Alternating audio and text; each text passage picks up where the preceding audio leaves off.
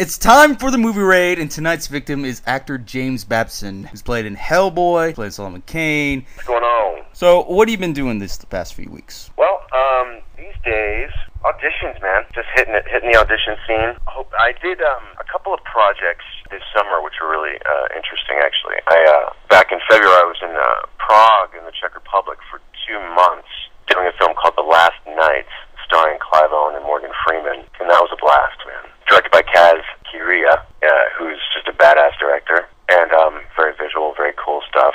Kind of an action-adventure movie. And after that, I did a really cool short by a director named Neil Sandilands called Germination, which was sort of a semi-political take on the Monsanto situation for this short film festival. And that made the rounds, and yeah, that was very cool. I did a pilot presentation for this project called Nasty Girls, where I play a warden in an all-female prison, and I'm like trying to train these chicks to like dance. I'm like a closeted choreographer. So I'm trying to like teach these women discipline through dance. Basically, like, you know, you ever see those like Thai prison like videos where like they're like making prisoners do like dancing and choreography for like as like a form of discipline? Have you ever seen those like online? Yeah. They're pretty hilarious. Yeah. But yeah, so like it's kind of spoofing on that a bit, and that's the total ridiculous comedy.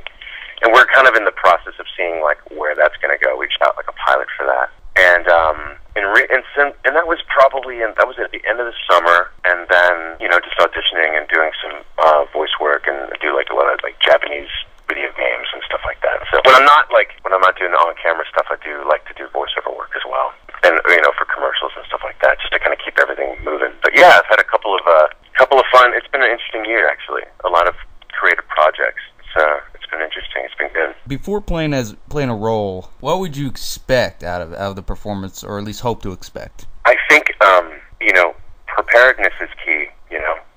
Whatever you're walking into, whether it's a low-budget short film, whether it's an $80 million big-ass movie with tons of movie stars and stuff like that. When in doubt, just prepare, because when you're on film sets, you don't get a lot of rehearsal time. I come from a theater background, and you've had weeks to develop a character, to work with the director, production designer, costume designer, to really build piece by piece the character.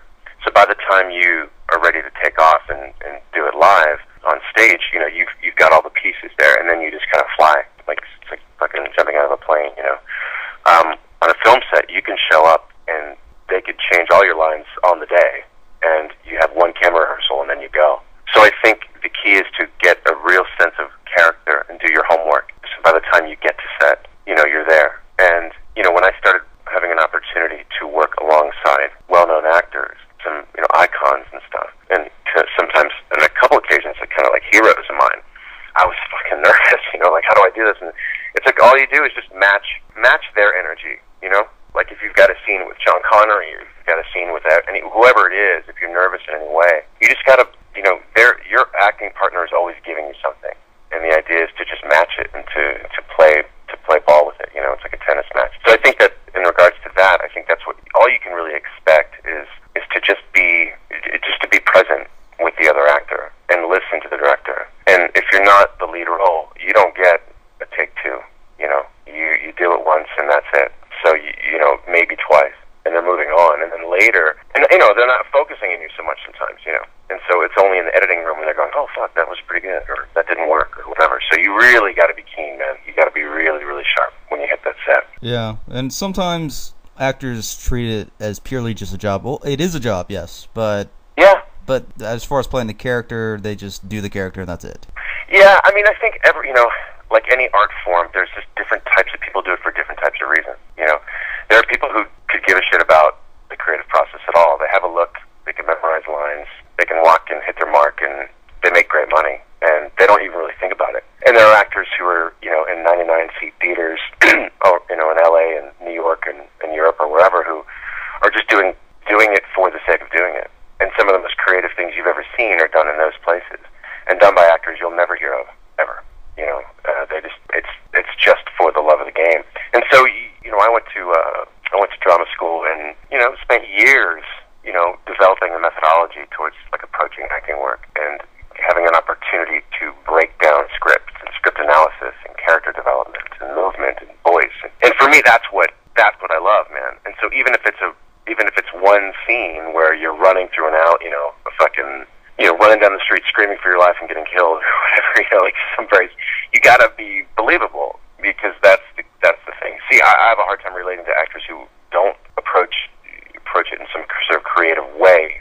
I don't know, you have to be believable, in any scenario. And to me that takes some skill and some clarity. But, some people are just really natural at this kind of stuff, and they don't overthink it, and they just do it, and good for them, I mean, but I kind of try to, get in, do my homework, and so when it is time to roll camera, I'm ready to go, Yeah, even if it's as little role as just being in a crowd, playing as an extra. If you're in a crowd, if you're playing like shopkeeper number 5, you got to be as good as Al Pacino in that scene. And you got to, here's your change, sir. You got to, whatever your line is, you cannot stand out in any way. You're not supposed to stand out, but you're supposed to be good enough to just match the energy of the room and the believability of the scene and the scenario. And so those little parts are really hard to play. It's a lot easier to have a nice big speech, because you break it down into bits and you build an arc, and you have a roadmap, right? And so you're helped along by the text and by the character that you've developed. But when you have these little bits, and I've done a lot of them. I've done a lot of like little, just hey there, like whatever. And they're easy to fuck up. Believe me, it's like they're not. Those are tricky, and so you gotta be a lot of. It's like anything.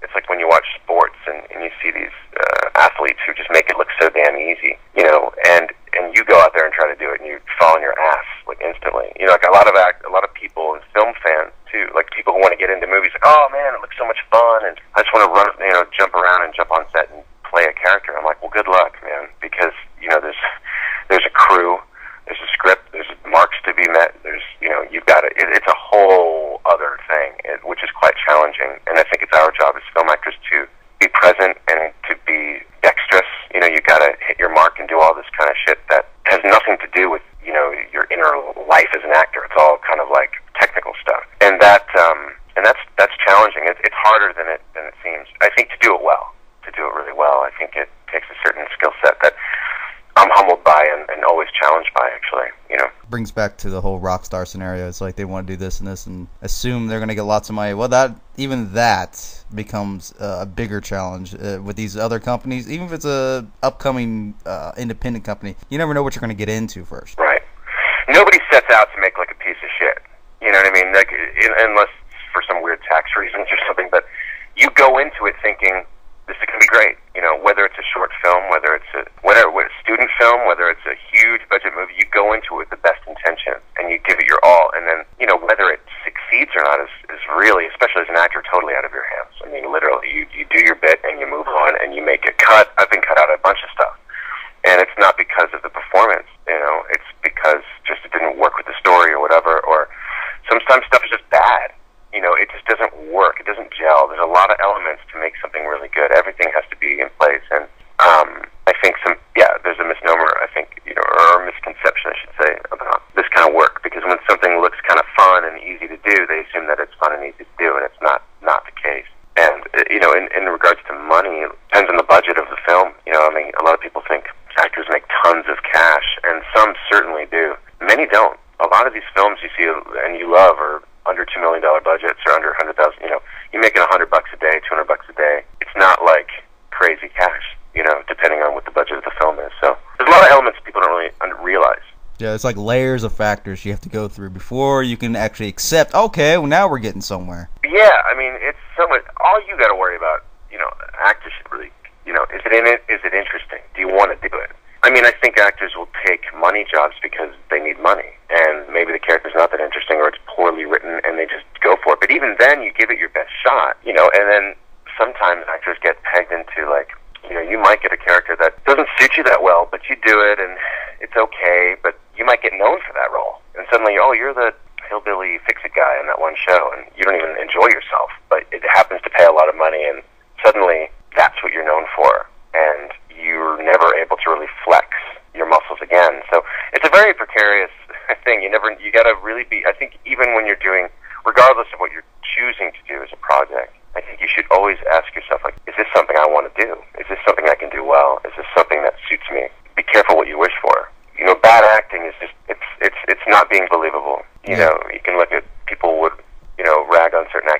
certain movies and saying they were terrible. It's like they just weren't believable, and maybe they didn't have the time they didn't take the time to work on it properly, or they thought they could do it well and they didn't, and it was too late to recast them, and you get stuck. You got to be really careful, because that lives forever. Your performance lives forever on film, and people can always reference it and bring it up, and it can really bite you in the ass. So for actors, I think that you should be really mindful of the choices you make and the characters you decide to play. Yeah. Because it's there, man. It exists. And, it's not the end of the world. I mean, you have, even the best actors alive have done some stupid shit. You know what I mean? You can't, if the writing isn't good, it's almost impossible to make it good. It really is. It's almost impossible, actually. But you've been in television as well. Yeah, I've done a bit of TV. I haven't done, I've done mostly features. I had a bit on NCIS LA last year, LL Cool J and Chris O'Donnell playing this, medic. And then I did, an episode of Monk where I played this, obnoxious Broadway actor, which was kind of fun to, have an opportunity to play, a real cheeseball. I had a small bit in a show called Traffic Light that's no longer, where I played this, British head of security. Yeah, I've done I've done that, and I've done a lot of, TV movies. I played Rudolf Hess in this Hitler movie about 9 or 10 years ago with Robert Carlyle, and that was one of my first film experiences. That was for TV, that was for CBS, and that was amazing, man. I mean, just to have an opportunity to play that guy who's, such a sort of notorious figure in history, and just that whole, and even just jumping into the world of, in 1930s, 1920s, 30s Germany, was wild, man. I mean, absolutely wild. We'd be walking down the street, and the whole town square we're shooting in the Czech Republic was blocked off with swastikas and stuff like that. And it's just holy shit, man. It becomes very real when you're doing period pieces, and I've had an opportunity to do a lot of them. It really makes the world come alive, when you get to see, the magnitude of, the production design. It really makes it believable. It really helps as an actor, too, because it's as real as it's gonna get, man. I mean, next to the real thing, It's, you've got buildings draped in, like I said, swastikas, and you've got all the period, set dressings and costumes, and working with Robert was amazing. He's just an incredible actor, and really underrated, I think. To me, I just think he's one of the best. So that was my first TV experience, actually. And, yes, fantastic, really excellent guy. He did an excellent job playing Hitler. Well, based on your experience, is it actually a better benefit for you working in the television compared to film? I'd love to do TV and more of it. I don't really get asked to do it, and I that much. I certainly audition for it, and sometimes I get it, sometimes I don't. I mean, the money is drastically different. The money in television is excellent. And again, depending on your, marketability and marquee value, generally if you're making SAG scale, you might make, $1,000 a day or something like that in a movie. But if you only have 5 days of work, that's what you get, right? And then there's some residuals that come with that. Whereas in TV, your guest star, you're making $4 or $5 a week. If you're a regular on a show, you're making at least 30 a week or per episode. So it's just, the money is amazing. So I think a lot of actors are drawn to television because it's steady work, and you get to, whereas a film, you've got, let's say sometimes 1 month to 6 months or more of shooting, and that's it for a 1-2 hour film, 2.5 hour movie. And whereas in TV, every week you get to jump up and just work all the time. They make these little mini movies, all the time. And so it's regular work. It's great. It's just great to be able to flex and to work that consistently and make money. I think it's a goal for a lot of actors these days to be on a show. It's steady money, man. Whereas film is, I like the process of film. It's a slower process, and the single camera kind of setups, and I like it. I just like the kind of speed and pacing of film a lot. But yeah, TV is something I'm more than open to. It's everybody needs a paycheck. Yeah. And there's great TV, man. I mean, there's excellent stuff on TV. I mean, look at Breaking Bad, the phenomenon that's become. Oh, yeah. Where that's just a dream. Fantastic. Orange is the New Black is a great show. I have some friends who write on that, and I've had a great experience with it. And that's, I mean, you can't really ask for more. I mean, you're doing creative work for a great paycheck, and to millions of people who can appreciate what you're trying to do, and to, and with the fan support, it'll help you be marketable for more work, right? You need that audience. You need to build an audience. And I mean, there's some really exciting things happening in TV, especially because of the popularity of streaming and kind of quote-unquote binge watching and all this kind of jazz and stuff on Netflix. There's many more markets and outlets for people to watch. People are watching movies on their iPhones and watching TV on their iPads and whatever. The formats has changed, and so there's an ability to get out there. Yeah, everything's all digital. It's all out there. Just a lot more shows out because of it. They're not tied to just the network stuff or just a few cable channels, So there's more, in a way, there's more work, but there's also more actors. I mean, out here in LA, you've got people from all over the world trying to get in on it. So it's highly saturated. But yeah, man, there's a lot of exciting things going on in television. Actually, excellent things going on. So right now, there's some really great movies out right now, but a lot of movies that come out just suck, man.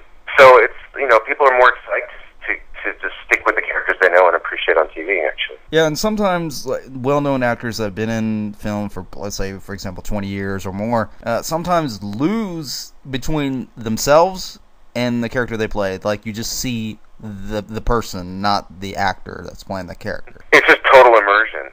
I mean, if you watch Bryan Cranston, it's like a master class in film and camera acting. And watching someone like all those actors in that show, just really, because they have weeks and weeks and weeks to build the character like in theater, but it's for months and sometimes and years. So they really, they really dig in. It must be a complete thrill for those actors to be able to have that opportunity, because then in turn it makes it more believable and exciting, and which in turn makes audiences really dig it, and they believe it, because people, for whatever reason, we want to see ourselves on that screen. People want to see believable characters. They want to get lost in that world, and that is the duty of an actor, is to bring that writer's words to life, and to really, allow the audience in, and to kind of lose themselves, and on a great show, you really do it, you do it. And so yeah, it's great. I think it's an exciting time, actually. It's kind of like an off and on thing, or a balance thing. Like, they want to mainly go to television because it's so booming now, with, like you said, with these great shows, and there are a lot of great shows on there now. And then compared to film, it's like all these films, they come out and then they go bomb.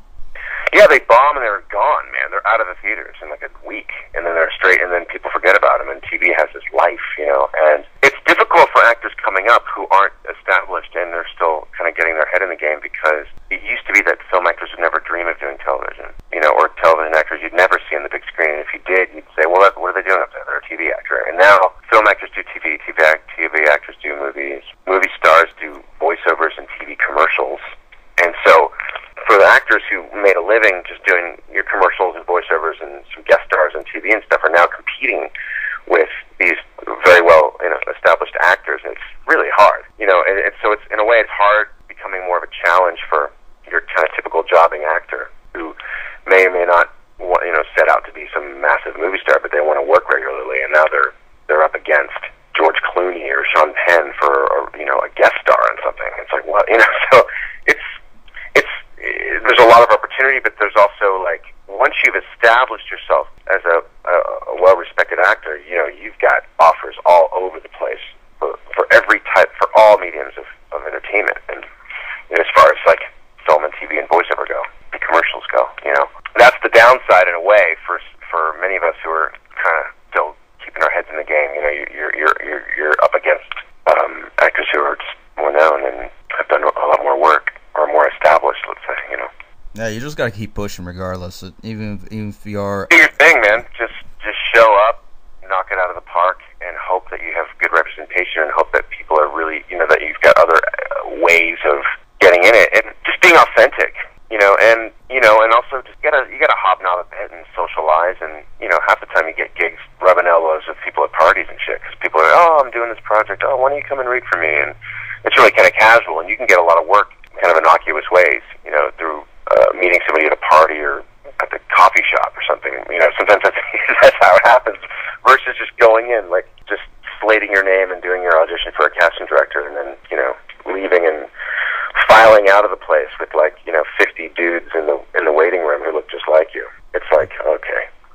And so it's like a lottery half the time getting any work. So yeah, when I have an opportunity to do it, I'm really happy. When I went to, went to Carnegie Mellon University in Pittsburgh and studied acting there, and then moved to New York and had no intention of doing film at all, or no desire at all. I didn't even associate acting with film acting, which sounds really weird because I was a big movie fan, but I'd never done it. So when I decided to move to Prague in 2001 to do a play. Well, not move. I decided to go do a production of Hamlet there with some friends in the Czech Republic, and I wound up staying for several years. And there, suddenly, I met with a great agency and a great casting director who are still really dear friends of mine, and I wound up getting work all the time. And I got like an education in film acting that way, and I started respecting it. And I realized, oh wow, this is actually a way to make a living and also get your face out there. But I still miss theater a lot, actually. And I think theater is really like a martial art.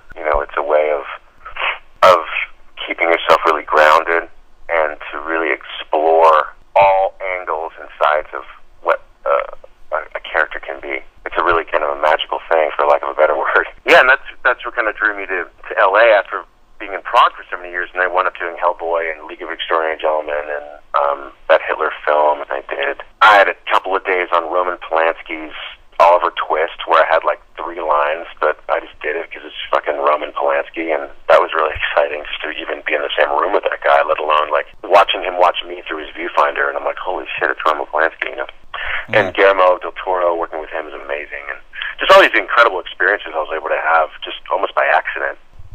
Having been out in LA now about 7 years, it's like, oh shit, it's back to kind of reality where the competition's much harder, and there's just so many other actors trying to do their thing that it's, you got to really, really, really, really keep focused on it, because the theater thing, I know some excellent actors out here who do a lot of theater, and there's a lot of great stuff in LA. Believe it or not, some people like to think that there's not much going on out here, but there's loads, but it's just, there's no money in it, man. There's no money in it. And so you got to make a living. You have to make a living somehow. And so, yeah, when it comes to these films, like when they use massive budget, billions of dollars for this film, a lot of them will do this, and then a lot of them will go just bombed. And the question is, have you ever gone to a theater and put yourself watching the film and see your own perspective view on this matter? Like, have I watched a movie that I'm in, you mean, or? Well, you go to see any movie that you are interested in and see yourself as to why these films have such a big budget, but yet they either lose money because of lack of story or lack of time. Like, what's the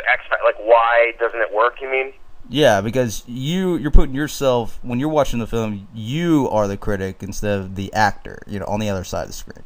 Yeah, I mean, I'm just a fan like everyone else, I mean, I go to the movies to get blown away, and, and I love movies like The Next Guy, and the only time I'm weird about watching a film is when I'm in it, because I was there a lot of the time, and I know all the mechanics. It's hard to kind of suspend my disbelief when I'm seeing something I've done, but sure, man, I mean, I watch movies, but, like, I watched 42, for instance. I don't know why I went to see that, but I went with some friends, that Jackie Robinson film, right? And we were all laughing through the whole damn thing. And some people loved that movie, but it was just so kind of corny, and it was too, like, on the nose. It was too, like, sentimental, and my thing was, like, the writing. It was like a movie of the week or something, where it's just not that interesting to me. And what a fascinating guy, what a fascinating history. Race, relations being what they were, and just the whole history of what that man had been through. And I'm watching this movie, and the actors are fine. I mean, Harrison Ford was really interesting, but I was just like, what the fuck is this? And it was just, there was no heart in it. So for me, that was just maybe the writing, and just and the direction. And that's just my opinion. I mean, some people might think it was the best movie they've ever seen. I mean, what do I know? It's just my opinion. It left me kind of like cold. I didn't really give a fuck. I think different things will take different people out of the film. I don't pay a lot of attention to film critics because, I'm curious about it. I think we need critics, and I'm not against critics, but, I've been in films that I thought were hilarious that critics hated, and I'm like, what's their deal, man? Like, it depends on, like, where you are that day. Like, what did you eat that day? Did you have a fight with your girlfriend? As audience members, we bring our own issues to the table as audience members. As when we're watching it, it's filtered through something. You might be in the mood to really want to like something, so you're more forgiving. You might be kind of in a pissy mood, or you think, oh, this is probably going to suck, and so you're watching this movie thinking it's probably going to suck, and it probably will. Yeah. So I think there are different reasons why things work, and I think sometimes there's a pile-on effect where a bunch of reviews come out for a film and it's pretty negative. So everyone else jumps on that bandwagon, and everybody else, they go to see the movie just to see how bad it could be. And so it becomes kind of a snowball, like a psychological effect, and it's hard to really know what is working and what isn't working. Yeah, because they'll read the review as like, oh, did you hear it? Sucked. Did you see it? No? Oh, why don't you go see it and see if what on your opinion about it, rather than reading what everyone else says. Yeah, dude, if I sat down and like, hey, dude, watch this movie, it sucks, you're going to be like waiting for all the shitty stuff to happen. And so it becomes kind of a psychological thing. I mean, I did this film called Ghost Team 1 that's just been released on Blu-ray, and I thought it was hilarious. I mean, I played this like pervy professor of sexual history, like in this like haunted house kind of 20-something silly-ass comedy with some excellent actors and great direction. And we had a blast, super low budget, and the reviews were scathing. You know, like, what is this thing? Except, oddly enough, the New York Times thought it was great. So the most highbrow paper out there thought a very kind of lowbrow comedy was good, which I thought was kind of great, actually. But a lot of people just jump like, what is this shit? And I'm like, these are very talented people, actually. And, you know, it's a limited budget. There's limited time. A lot of it's improvised. Some of it works, some of it doesn't. But the actors I thought, were really talented, and it was really silly, and I had a great time. So, you know, what do I know? You know, who knows? I mean, you never know why people don't like things, and I think it becomes it's like a contagious thing where people start ripping on something and everybody just rips on it, you know, and because it's so easy to be a critic. And I'm like, how many movies have you know, these film critics made, you know? And so it's an interesting question you're asking, because, you know, why does something work and why doesn't it work? I mean, it's usually if there's really good writing, it's a total ensemble. It's an ensemble piece. You know, director is only as good as his DP, only as good as his production designer, costume designer, grip, electric, you know, actors, producers, line producers, you know, everything. There's so many elements that go into making a film, and so when it really does work on all levels, it is amazing. And I think it's almost a miracle, actually, because there's so many other factors at play. But there can't be a disclaimer at the end of a movie. It has to just, ultimately you're asking people to pay money, so it should deliver. So in a way, it's good that there's a lot of, you know, critics online and people blogging and stuff, because it keeps the bar kind of high, but it also can create this mob psychology of just people just loving to rip on things. Because it's funny reading a bad review, you know? Sometimes you read a review that's really bad and you're like, ha ha ha, like you can tell that the writer's just kind of getting off on being kind of clever about hating something. Yeah, and then you sitting there looking at the film yourself. I was like, well, I actually like this or this or this. Yeah, I liked it. I mean, it's not, you know, Ghost Team 1 is a laugh, man. It's not trying to be The Godfather. You know, it's about a couple of dudes who try to get in this girl's pants by pretending their house is haunted because she's really into ghosts, and they make this whole documentary about it, and it turns out their house is actually haunted by like a 19th century prostitute, and it's this whole like stupid, it's funny, man. It's like, it's not trying to be, it's not masterpiece theater, and I think you need to know what you're walking into, and some people do the same with action movies and horror movies, and they're like, oh, this is just B-movie, blah, blah, blah. I'm like, well, that's what it's trying to be. So there's an audience for everything. I think ultimately, though, man, fundamentally, believability, right? And which means, you know, believability as far as the writing goes, as far as the acting goes, and the whole production design goes. And if it's a B movie, then it's intentionally schlocky anyway. And there is an art to that. You know, there's an art to making something kind of cheesy too. Sometimes there's just some terrible shit out there that just, you know, troll too. And they just throw it in there. Hilarious flops that just become kind of iconic films. Yeah, there's so many out there. Yeah, they just throw it in there. They're so bad, and that's fun too. I mean, it's like music, man. There's a song for every occasion. There's a movie for any occasion. You don't have to be locked into. I get mystified when people get locked into, like, oh, I like one genre.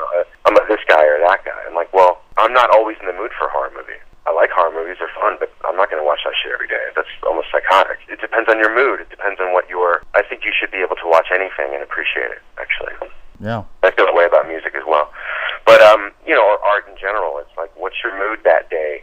And that will affect how you appreciate something. And, you know, unfortunately for filmmakers, especially first-time directors who put a movie out, their reviews will make or break that movie. And a huge reviewer that's really well-respected might have a shitty day that morning and wake up and go watch this movie and say, like, fuck, and just rip it apart. And that will affect. So there's a lot of power there. And it's what I've seen friends go through it, man. And it's kind of heartbreaking in a way where you see a really nice film just get really, just get put through the ringer. Yeah, I mean, that's just how it is. But it's how it is, man. Yeah, it's brutal. It's a brutal business. And no. I haven't taken on that myself as a director. I've never directed. It's daunting. I have a tremendous amount of respect for actors or who decide to direct, or anyone who decides to kind of put their name on something and for the first time and get it out there to the masses, because it's going to get nailed by some people, and you can't please everybody. No matter what, just take it as is. But why don't you go ahead and plug in anything that you want to share right now? Oh, okay.